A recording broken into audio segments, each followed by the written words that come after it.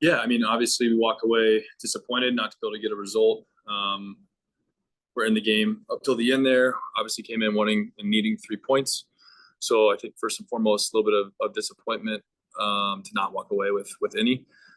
But yeah, it was a hard night for us. Couldn't string a lot together and build out. Kind of prevented them from some major chances. Didn't feel like they had too much actual scoring opportunities. They did have a lot more of the ball, it felt like. And it was a very open game, especially first half, just a lot of transition. So, yeah, that was pretty much the game, was a lot of transition, how well you can, create moments from those opportunities. Thanks, Walker. We'll go and open up to questions, starting with Ben, right?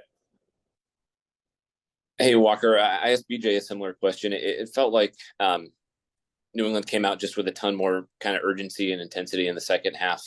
Part of that is probably just kind of the stage of the season that you're in. But what did you kind of make of how they came out in the second half, and I guess how you guys responded to that?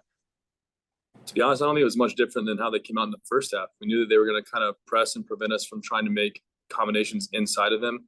And so I felt like they did the same in the second half, kind of made it hard to build out through the middle of the field. And did a good job of pressing up high. I think at times we did really good combinations in the middle to break through. And when those came off, we pretty much walked away with a scoring chance.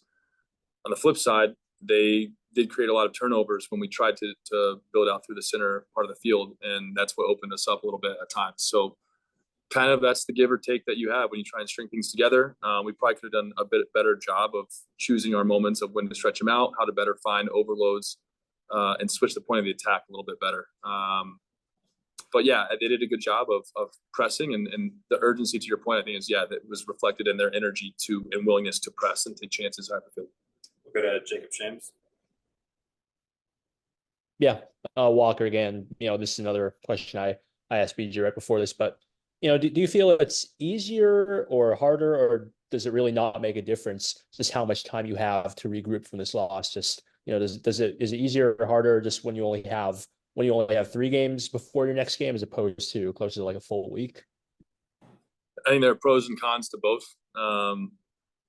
The pro would obviously be you can wipe away this loss, regroup, refocus, know that there's just not much time to prepare, and you just got to focus on the recovery side of things and don't dwell on a loss too long.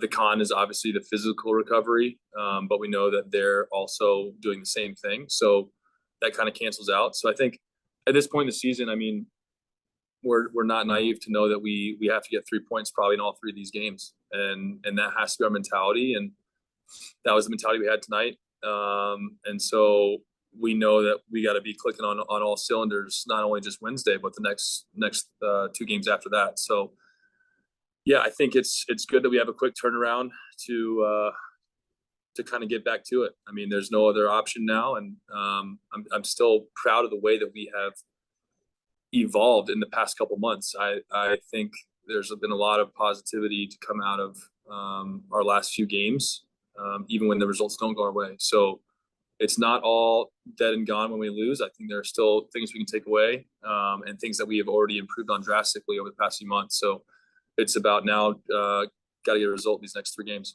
We'll go to Valera with last question. Hey, Walker. BJ mentioned earlier this week the turf and how sometimes it could be hard for guys to play on the turf. Do you view that as a factor tonight, I guess, all things considered? I don't really think it's a factor in terms of outcomes of games. I think it has more to do on how you recover physically.